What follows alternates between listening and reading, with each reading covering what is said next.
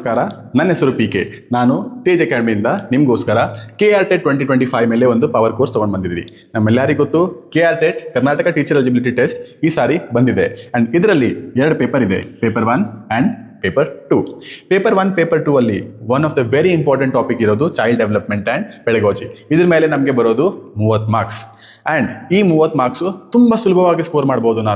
ಅದಕ್ಕೆ ಏನು ಮಾಡ್ಬೇಕು, ನಾವೆಲ್ಲ ಅದಕ್ಕೆ ಮೇನ್ ಕಾನ್ಸೆಪ್ಟ್ಸ್ನ ಕವರ್ ಮಾಡಬೇಕು. ಸೊ ತೇಜ್ ಅಕಾಡೆಮಿಯಿಂದ ನಾವು ಈ ಸಾರಿ ಎಲ್ಲ ಇಂಪಾರ್ಟೆಂಟ್ ಕಾನ್ಸೆಪ್ಟ್ಸ್ನ ಕವರ್ ಮಾಡ್ತಾ ಇದ್ದೀವಿ. ಅದು ಹೇಗೆ, we are doing small power courses. ಒಂದು 8 ರಿಂದ 9 ನಿಮಿಷ ವಿಡಿಯೋನ ರೆಡಿ ಮಾಡ್ತಾ ಇದ್ದೀವಿ, ಯಾವುದು ನೀವು ಎಲ್ಲಾದರೂ ಸುಲಭವಾಗಿ ನೋಡಬಹುದು.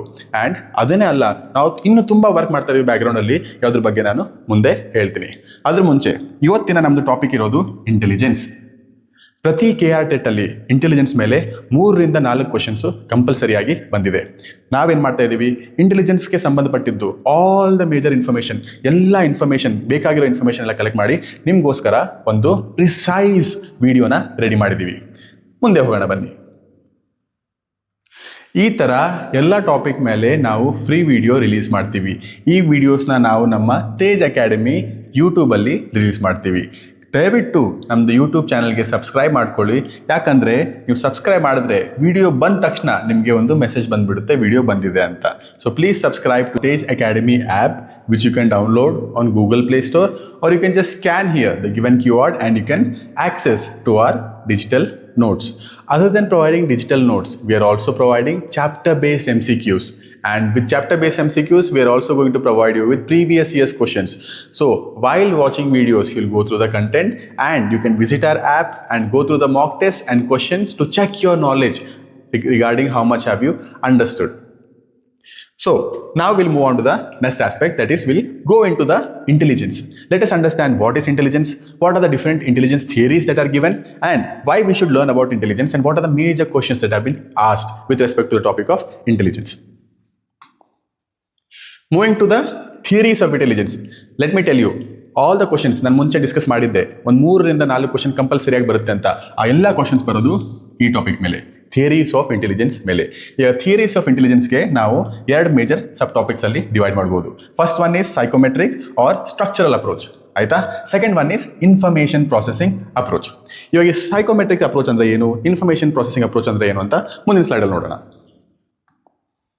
So psychometric or structural approach theories, ಇದರಲ್ಲಿ ಮಲ್ಟಿಪಲ್ ಥಿಯರೀಸ್ ಇದೆ ಮತ್ತೆ. But what are these theories talking about? ಈ ಥಿಯರೀಸ್ ಎದ್ರ ಬಗ್ಗೆ, ಏನು ಬಗ್ಗೆ ಹೇಳ್ತಾ ಇದೆ ಅಂತ. This approach considers intelligence as an aggregate of abilities. ಈ ಥಿಯರಿ ನಮ್ಗೆ ಏನು ಹೇಳ್ತದೆ ಅಂದರೆ, ಇಂಟೆಲಿಜೆನ್ಸ್ ಒಂದು ಇಂಡಿವಿಜುವಲ್ ಎಂಟಿಟಿ ಅಲ್ಲ, it is an aggregate of abilities. ಬೇರೆ ಬೇರೆ ಅಬಿಲಿಟೀಸ್ದು ಅಗ್ರಿಗೇಷನ್ ಇದು. It expresses the individuals performance in terms of single index of cognitive abilities. Single ಅಂದರೆ ಇಂಡಿವಿಜುವಲ್ಸ್ ಪರ್ಫಾರ್ಮೆನ್ಸ್, ಒಂದು ಇಂಡಿವಿಜುವಲ್ದು ಇಂಟೆಲಿಜೆನ್ಸ್ ಪರ್ಫಾರ್ಮೆನ್ಸ್ನ ಒಂದು ಸಿಂಗಲ್ ಇಂಡೆಕ್ಸ್ ಅಲ್ಲಿ ತೋರಿಸುತ್ತೆ. ಇದರದ್ದು prime example is IQ test. IQ test ಬಗ್ಗೆ ನೀವೆಲ್ಲ ಕೇಳಿರಬಹುದು. ಇಂಟೆಲಿಜೆಂಟ್ ಕ್ವೋಷನ್ ಟೆಸ್ಟ್ ನೋಡ್ತಿರಲ್ವಾ, ಟಿವಿಯಲ್ಲಿ ನೋಡಿರ್ತೀರಾ, ಸೀರಿಯಲಲ್ಲಿ ನೋಡಿರ್ತೀರಾ, ಇಲ್ಲ ಬೇರೆ ಕಡೆ ಕೇಳಿರ್ತೀರಾ. ಅವನದು IQ ಎಷ್ಟು, ಇವ್ರದ್ದು IQ ಎಷ್ಟು, ಆಲ್ಬರ್ಟ್ ಐನ್ಸ್ಟೈನ್ IQ ತುಂಬ ಆಯಿತು ಅಂತ. ಸೊ ಇದು IQ ಟೆಸ್ಟ್ ಏನು? IQ test talks about index of cognitive abilities. ನಿಮ್ಮ ವೊಕ್ಯಾಬ್ಲರಿ ಹೇಗಿದೆ, ನಿಮ್ಮ ಲಾಜಿಕಲ್ ರೀಸನಿಂಗ್ ಹೇಗಿದೆ, ನಿಮ್ಮ ಮ್ಯಾಥಮೆಟಿಕಲ್ ಸ್ಕಿಲ್ ಹೇಗಿದೆ. So individuals performance in terms of index of cognitive abilities ಬಗ್ಗೆ ಮಾತಾಡಿರ್ತಿರೋದು ನಮ್ಮದು psychometric or structural approach theories. ಮತ್ತೆ they focus on structure of intelligence. ಇದು ನಮ್ಮ ಇಂಟೆಲಿಜೆನ್ಸ್ನ ಸ್ಟ್ರಕ್ಚರ್ ಹೇಗಿದೆ ಅದ್ರ ಮೇಲೆ ಜಾಸ್ತಿ ಫೋಕಸ್ ಮಾಡುತ್ತೆ. ಆರ್ ಆ ಇಂಟೆಲಿಜೆನ್ಸ್ದು ಬೇರೆ ಬೇರೆ ಡೈಮೆನ್ಷನ್ಸ್ ಏನಿದೆ ಅದ್ರ ಬಗ್ಗೆ ನೋಡುತ್ತೆ. ಓಕೆ, ಸೊ ಇದರಲ್ಲಿ ಥಿಯರೀಸ್ ಅಂತ ಕೊಟ್ಟಿದ್ದಾರೆ ನೋಡಿ, ಥಿಯರೀಸ್ ಅಂತ ಕೊಟ್ಟಿದ್ದಾರೆ. ದಟ್ ಮೀನ್ಸ್ ಇದರಲ್ಲಿ ಬೇರೆ ಬೇರೆ ಥಿಯರೀಸ್ ಬರುತ್ತೆ. ಇವಾಗ ನಾವು ನೋಡಿದ್ರೆ ದೇರ್ ಆರ್ 5 ಮೇಜರ್ ಥಿಯರೀಸ್. ಈ ಸೈಕೋಮೆಟ್ರಿಕ್ ಇಲ್ಲ ಸ್ಟ್ರಕ್ಚರಲ್ ಅಪ್ರೋಚ್ ಥಿಯರೀಸ್ ಅಲ್ಲಿ 5 ಮೇಜರ್ ಥಿಯರೀಸ್ ಇದೆ. ಬರೀ ಈ 5 ಮೇಜರ್ ಥಿಯರೀಸ್ ಇದೆ. ಈ 5 ಥಿಯರೀಸ್ ಹೆಸರು ಮತ್ತೆ ಯಾರು ಪ್ರಪೋಸ್ ಮಾಡಿದ್ದಾರೆ ಅಂತ ನೆನ್ಪು ಮಾಡ್ಕೊಂಡ್ರೆ ತುಂಬಾ ಈಸಿ ಆಗಿಬಿಡುತ್ತೆ ನಿಮಗೆ KRTET ಎಕ್ಸಾಮ್ಗೆ. ಸೊ ಫಸ್ಟ್ ಒನ್ ಇರೋದು ಯೂನಿಫ್ಯಾಕ್ಟರ್ ಥಿಯರಿ. ಈ ಥಿಯರಿ ಕೊಟ್ಟಿದ್ಯಾರು? Alfred Binet. Alfred Binet gave us the uni or one factor theory, and this was one of the first intelligence theory ever given. ಅದು ನೀವು ನೆನಪಿಟ್ಕೋಬೇಕು. So unifactor theory given by Alfred Binet was one of the first intelligence theory. ಅದಾದ್ಮೇಲೆ ಬಂದಿದ್ದು 2 factor theory. 2 factor theory ಯಾರು ಕೊಟ್ಟಿರೋದು? Charles Spearman gave the 2 factor theory. ಮೂರನೇದಿರೋದು theory of primary mental abilities. Okay, ಈ theory of primary mental ಅಬಿಲಿಟೀಸ್ನ ಕೊಟ್ಟಿರೋದು Louis Thurstone. Next ಬರುತ್ತೆ ಹೈರಾರ್ಕಿಯಲ್ model of intelligence. ಈ ಹೈರಾರ್ಕಿಯಲ್ ಮಾಡೆಲ್ ಆಫ್ ಇಂಟೆಲಿಜೆನ್ಸ್ ಕೊಟ್ಟಿದ್ದು ಆರ್ಥರ್ ಜೆನ್ಸನ್. ನೆಕ್ಸ್ಟ್ ಬರೋದು ಸ್ಟ್ರಕ್ಚರ್ ಆಫ್ ಇಂಟೆಲೆಕ್ಟ್ ಮಾಡೆಲ್, ಇದು ಕೊಟ್ಟಿರೋದು JP ಗಿಲ್ಫೋರ್ಡ್. ಸೊ ನಾವು ಸೈಕೋಮೆಟ್ರಿಕ್ ಸ್ಟ್ರಕ್ಚರಲ್ ಅಪ್ರೋಚ್ ಥಿಯರೀಸ್ ಅಲ್ಲಿ ನೋಡಿದ್ರೆ 5 ಮೇಜರ್ ಥಿಯರೀಸ್ ಬರುತ್ತೆ. ಸೊ ಇವು 5 ಮೇಜರ್ ಥಿಯರೀಸು ಆ್ಯಂಡ್ ಥಿಯರೀಸ್ ಕೊಟ್ಟಿರೋರು ಇವರೆಲ್ಲ. ಫಸ್ಟ್ ನಾವು ಕಲ್ತ್ಕೊಂಡಿರೋದು ಸೈಕೋಮೆಟ್ರಿಕ್ ಆರ್ ಸ್ಟ್ರಕ್ಚರಲ್. ಇವಾಗ ನಾವು ಬರ್ತಾ ಇರೋದು information processing approach theories. Okay, ಈ ಇನ್ಫಾರ್ಮೇಷನ್ ಪ್ರಾಸೆಸ್ ನಾವು ಹೇಗೆ ಮಾಡ್ತೀವಿ ಅದ್ರ ಮೇಲೆ ಬೇರೆ ಬೇರೆ ಥಿಯರೀಸ್ ಕೊಟ್ಟಿದ್ದಾರೆ. ಇದು ಏನಿದು?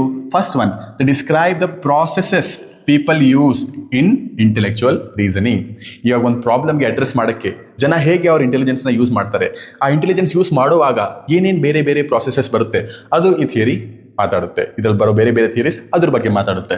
Okay, so for intellectual reasoning ಮತ್ತು ಪ್ರಾಬ್ಲಮ್ ಸಾಲ್ವಿಂಗ್ಗೆ ನಾವು ಹೇಗೆ ಥಿಂಕ್ ಮಾಡ್ತೀವಿ, ಏನೇನು ಸ್ಟೆಪ್ ತಗೋತೀವಿ, ಅದು ಇಂಪಾರ್ಟೆಂಟ್ ಇಲ್ಲಿ. The major focus of this approach is on how intelligent person acts. ಈ ಅಪ್ರೋಚ್ನ ಒಂದು ಮೇಜರ್ ಫೋಕಸ್ ಏನಿದೆ, ಒಬ್ಬ ಇಂಟೆಲೆಕ್ಚುವಲ್ ಇಂಡಿವಿಜುವಲ್, ರೈಟ್, ಒಬ್ಬ ಇಂಟೆಲೆಕ್ಚುವಲ್ ಹ್ಯೂಮನ್ ಬೀಯಿಂಗ್ ಹೇಗೆ ಒಂದು ಪ್ರಾಬ್ಲಮ್ಗೆ ಅಪ್ರೋಚ್ ಮಾಡ್ತಾರೆ, ದಟ್ ಈಸ್ ವೆರಿ ಇಂಪಾರ್ಟೆಂಟ್. ನಾವು ಇನ್ಫಾರ್ಮೇಷನ್ ಪ್ರೊಸೆಸಿಂಗ್ ಅಪ್ರೋಚ್ನ ಒಂಥರ ಹೇಳಿದ್ರೆ ಏನು ಹೇಳಬೇಕಂದ್ರೆ, ಫಸ್ಟ್ ಒಂದು ಬರುತ್ತೆ ಇನ್ಪುಟ್.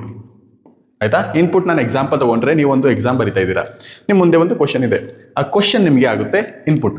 ನೀವು ಕ್ವಶನ್ ಓದ್ತೀರಾ, ನೀವು ಅದನ್ನ ಇನ್ಪುಟ್ ತರ ತಗೋತೀರಾ. Next come process.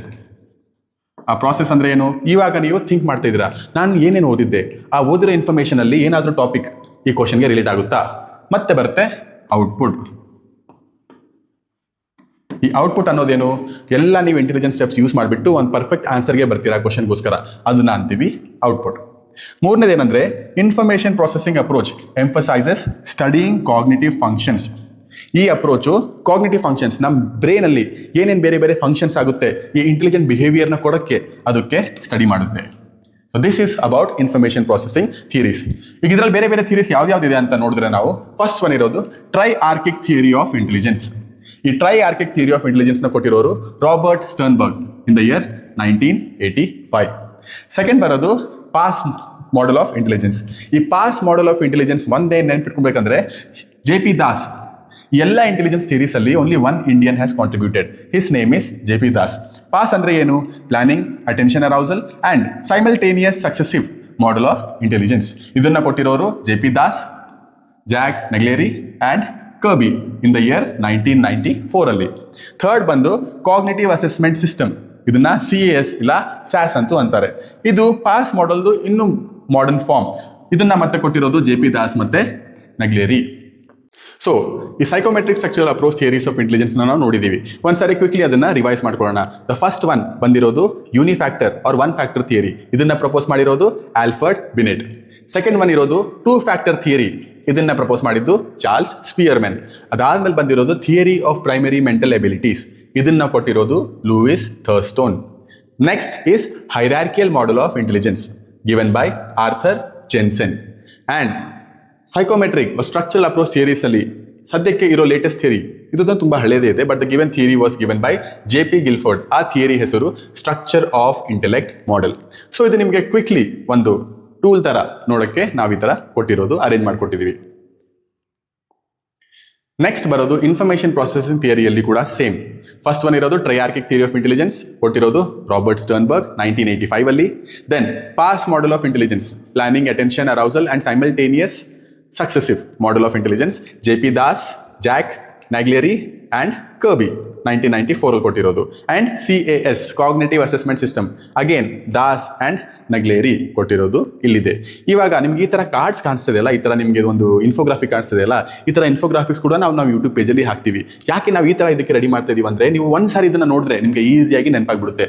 ದ್ಯಾನ್ ಒಂದು ನೋಟ್ಸ್ ತರ ಓದೋದಕ್ಕಿಂತ ಈ ತರ ನಿಮಗೆ ಇನ್ಫಾರ್ಮೇಷನ್ ಅರೇಂಜ್ ಮಾಡಿಟ್ರೆ ನಿಮಗೆ ನೆನಪು ಮಾಡ್ಕೊಳ್ಳೋದು ಈಸಿ ಆಗುತ್ತೆ. ಸೊ ಈ ತರ ನಾವು ಇದಕ್ಕೆ ಫ್ಲಾಶ್ ಕಾರ್ಡ್ಸ್ ಅಂತ ಕರಿತೀವಿ. ಈ ಫ್ಲಾಶ್ ಕಾರ್ಡ್ಸ್ನ ನಾವು ನಮ್ಮ ಯೂಟ್ಯೂಬ್ ಪೇಜ್ ನಲ್ಲಿ ರೆಗ್ಯುಲರ್ ಆಗಿ ಹಾಕ್ತಾ ಇರ್ತೀವಿ ನೋಟ್ಸ್ ವೈಸ್. ಸೊ ನೀವು ನಮ್ಮ ಯೂಟ್ಯೂಬ್ ಚಾನಲ್ನ ಸಬ್ಸ್ಕ್ರೈಬ್ ಮಾಡ್ಕೊಂಡ್ರೆ ನಿಮ್ಗೆ ಇದೆಲ್ಲ ಇನ್ಫಾರ್ಮೇಷನ್ ಫ್ರೀ ಆಗಿ ಈಸಿಯಾಗಿ ಸಿಗ್ಬಿಡುತ್ತೆ. So thank you. ನೆಕ್ಸ್ಟ್ ಕ್ಲಾಸಲ್ಲಿ ನಾವು ಈ ಬೇರೆ ಬೇರೆ ಇಂಟೆಲಿಜೆನ್ಸ್ ಥಿಯರಿ ಬಗ್ಗೆ ಡೀಟೇಲ್ ಅಲ್ಲಿ ಮಾತಾಡೋಣ, ಅದರಲ್ಲಿ ಏನೇನಿದೆ ಅಂತ ತಿಳಿಸ್ಕೊಳ್ಳೋಣ. Thank you.